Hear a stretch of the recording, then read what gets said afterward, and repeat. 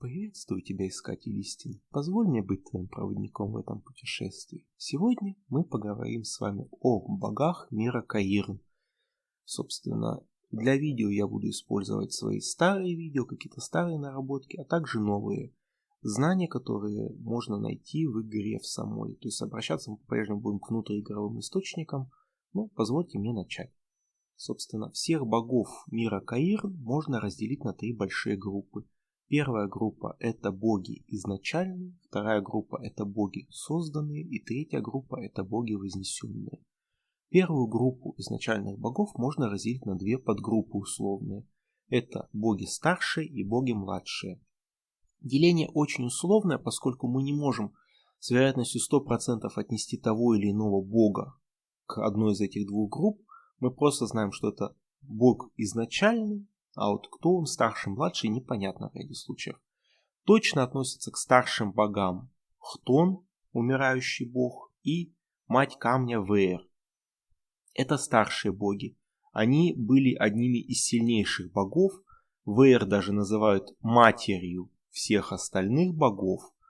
Собственно, Хтона убили его собственные дети. Можно предположить, что они являются прародителями всех остальных богов, хотя это не точно. Это очень большая спекуляция с моей стороны, поэтому просто оставим их как старших богов, сильнейших богов. К младшим богам, вне всяких сомнений, относятся бог грома Ультрас, бог земли Менгир, бог света Эмпирион, бог ныне мести Ульзин, а некогда бог врачеваний и свадеб. Также можно вспомнить богиню Иштак и бога Ратоша, которых почитали в Арковии. Собственно, что еще можно интересного сказать об этих богах? Можно вспомнить Карваака, который представляется игроку как изначальный бог. То есть условно он старший. Но сказать точно, что он старший бог, нельзя, поскольку он мог и соврать. Это мог быть какой-то злобный демон. И сказать точно мы ничего не можем, к сожалению. Также непонятно положение бога времени Эона, который является одним из изначальных богов, но старший он или младший тоже нельзя сказать, потому что непонятно. Следующий вопрос, который бы хотелось сразу же обсудить, это источник силы этих богов. Откуда они черпают свою силу, откуда они ее получили. Тут у меня несколько вариантов. Первый вариант: они всегда обладали своей силой, и их сила была дарована им по рождению. Верно ли это в отношении старших богов и младших? В отношении старших, скорее всего, верно. Они изначально обладали своей силой. Младшие же получили свою силу впоследствии. И вот тут такая интересная мысль у меня возникла. Посмотрите, пожалуйста. Ситуация. Старшие боги имеют свою силу изначально. Младшие же получили ее по рождению. И их сила конечна. То есть эта теория объясняет многое. Например, почему они убили Хтона, почему его убили. Его дети, осознав, что их сила конечна, что они могут потерять свою божественность, они решили убить старшего бога и забрать всю его силу себе, чтобы продлить свою божественность, чтобы сохранить ее просто-напросто. Но в момент, когда они его убили, они осознали тот факт, что они не смогут напрямую забрать его силу, и поэтому им нужно распределить ее, разбить ее по крупицам, и только потом они смогут ее впитать в себя. Возможно, этому предшествовала война богов. То есть убийство Хтона – цель войны богов. И после войны, после того, как они уничтожили его, им потребовалось место, где они смогут распределить силу Хтона, раздав ее другим существам, чтобы впоследствии ее впитать. Таким образом были изгнаны их слуги Эфириалы из Каирна, и Каирн был заселен людьми. Возможно, Эфириалы были созданы Хтоном как таковым, поскольку их не называют созданиями богов, ведь они же создали людей и распределили между ними кровь Хтона. То есть, опять же, непонятно, кто создал Эфириалов. Да, их создали боги, но какие боги? Старшие или младшие? Очень большой вопрос. Это первая теория относительно их силы. Вторая теория более прозаична. Боги черпают свою силу, по крайней мере младшие, из бесконечных пространств И для того, чтобы увеличить свою силу, они как раз таки убивают Хтона, чтобы стать еще более могущественными. Либо из страха перед Хтоном, либо просто из банальной жажды власти. То есть такая теория тоже не исключается его убийством. И дальше все происходит по той же схеме. Они не могут ее вобрать напрямую, поэтому распределяют ее между более слабыми существами, чтобы постепенно вытягивать его силу себе и присваивать ее себе. Почему не была убита Вэйр, непонятно. Возможно, Хтон был самым могущественным из всех богов. То, что боги могут поглощать чужую силу и могут поглощать силу из людей, мы узнаем, во-первых, от Карваака, который поглощает человеческие души и делается от этого сильнее, поскольку он сам об этом говорит напрямую. Также этому есть косвенное подтверждение, о котором мы поговорим чуть дальше. Говорить о том, что боги черпают силу из каких-то пространств, например, пространства эфира, куда были изгнаны эфириалы, достаточно сложно. Ведь если в этом пространстве бесконечная энергия и боги могут ее черпать оттуда, то зачем им убивать Хтона, зачем это вообще происходит?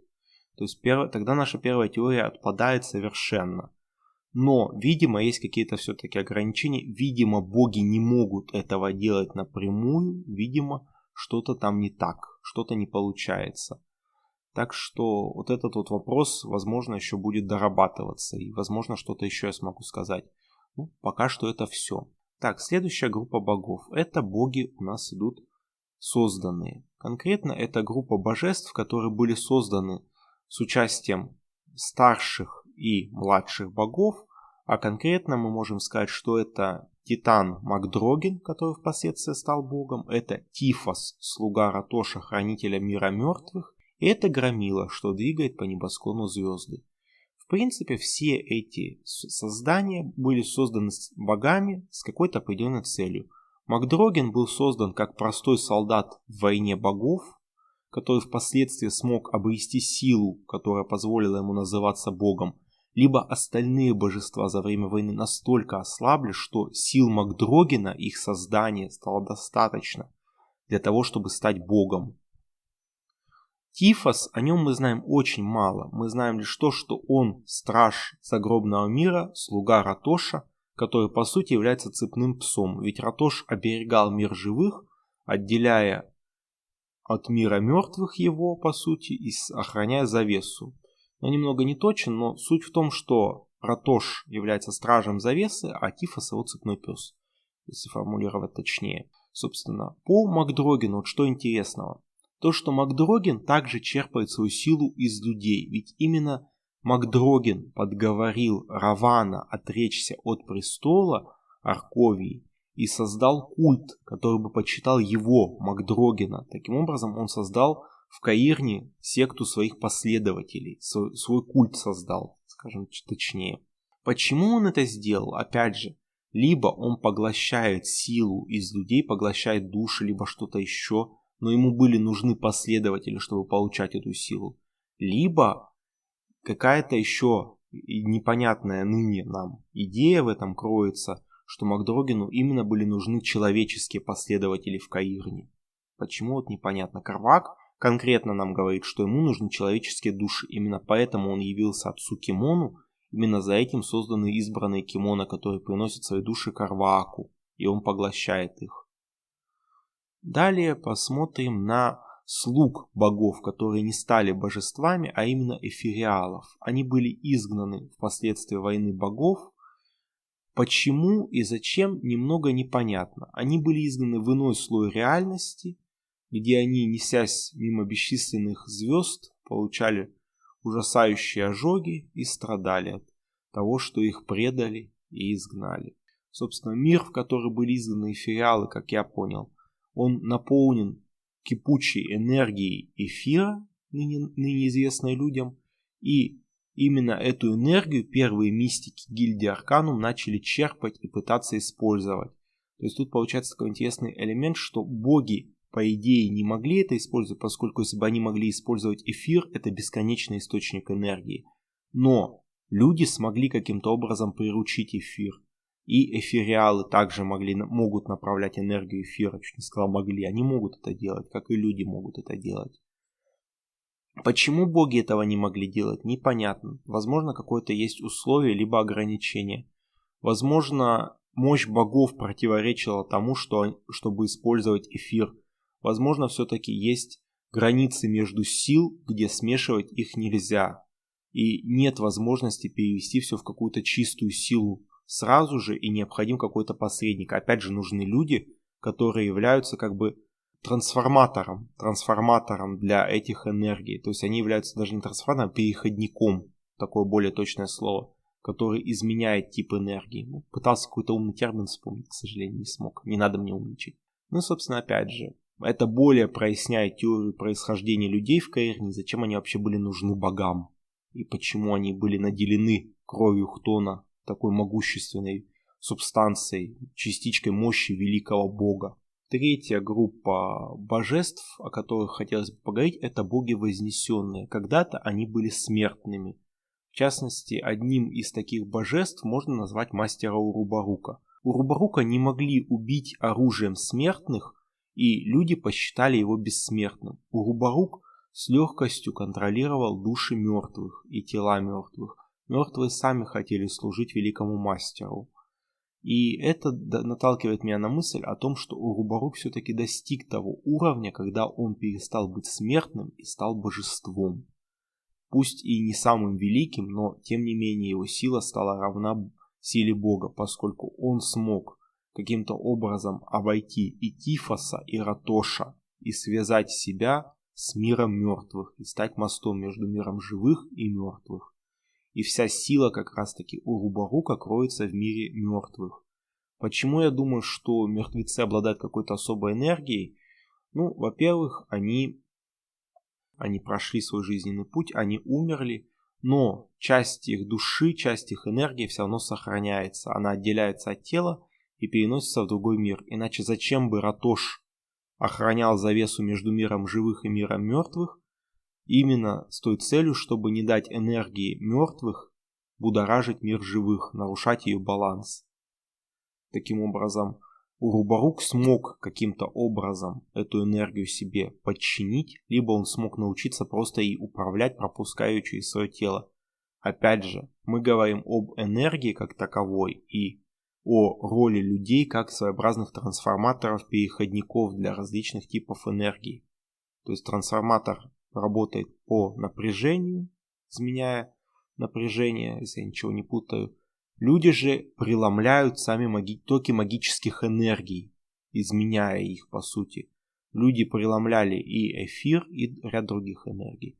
Следующим богом вознесенным, о котором хотелось бы поговорить, будет Дрик, владыка Дрик, страж завесы. Дрик взглянул на саму суть мироздания, увидев жуткую реальность, сокрытую от глаз смертных.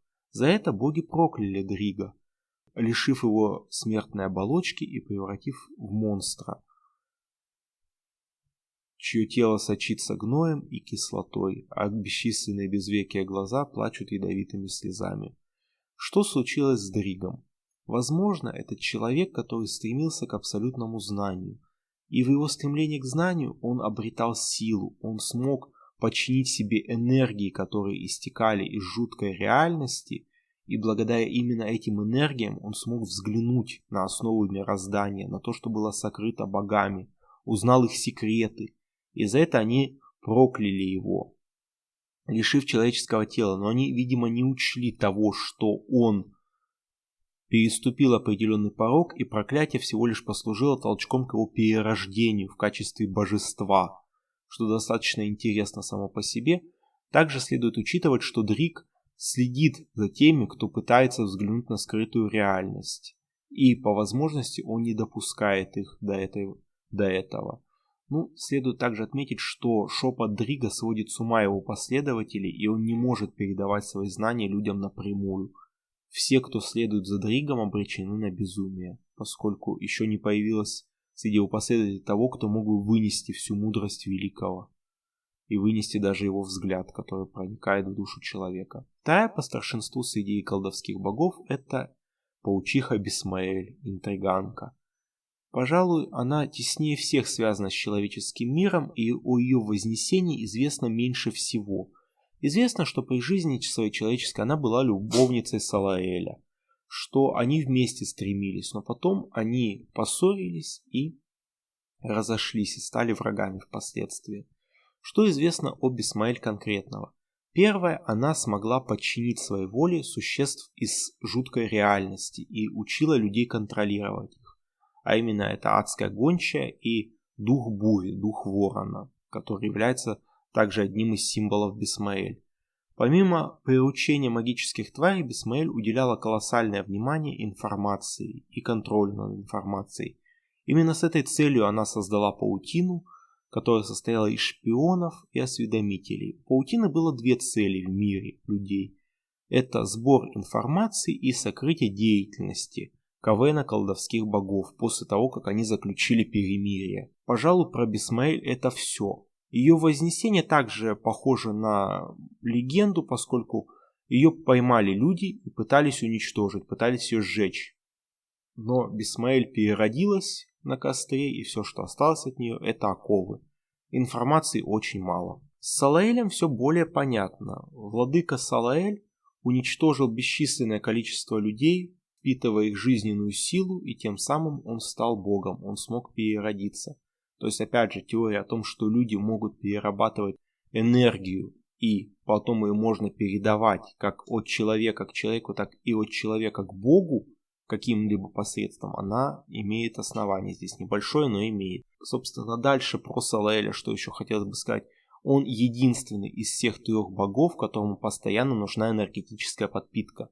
То есть его перерождение, можно сказать, было неполным. Либо его перерождение завершилось, но все равно ему требуется подпитка энергетическая в виде жизненной энергии простых людей. Достаточно такой интересный момент. Кто еще из вознесенных богов может быть нам интересен? Это Алиорн. История его вознесения достаточно необычна. Алиорн был простым солдатом, который ради защиты своей родины пожертвовал всем. Он пожертвовал семьей. И благодаря этой жертве он смог стать богом, как говорится в легендах. Но тут вот интересный момент. Я, конечно, переврал чуть-чуть, но суть в чем?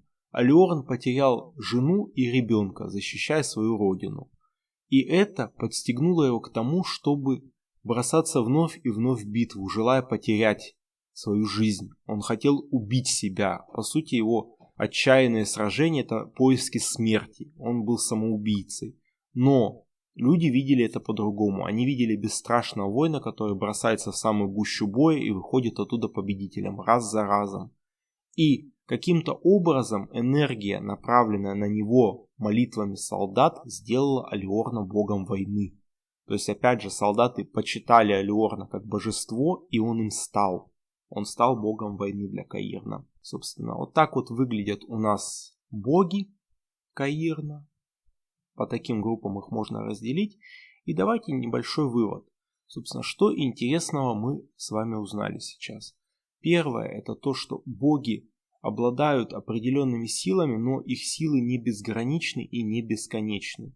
И, возможно, с целью усилить себя, они уничтожают старшего бога Хтона, распределяют его силу, его кровь среди созданных ими смертных созданий, людей, которыми они заселяют Каирн, вместо слуг эфириалов, которые служили богам, причем они служили всем богам. И таким образом они планируют забрать себе силу Хтона посредством людей. Также подтверждение этой теории находит в том, что Карваак, поглощающий души людей, является богом. Макдроген создает культ, который должен подпитывать его. Салаэль, который является богом, который требует постоянных человеческих жертвоприношений. И получается такой вот интересный момент, что все люди в Каирне могут манипулировать энергией с разным КПД, но они все потенциально на это способны. И вот это вот очень интересный момент, на мой взгляд.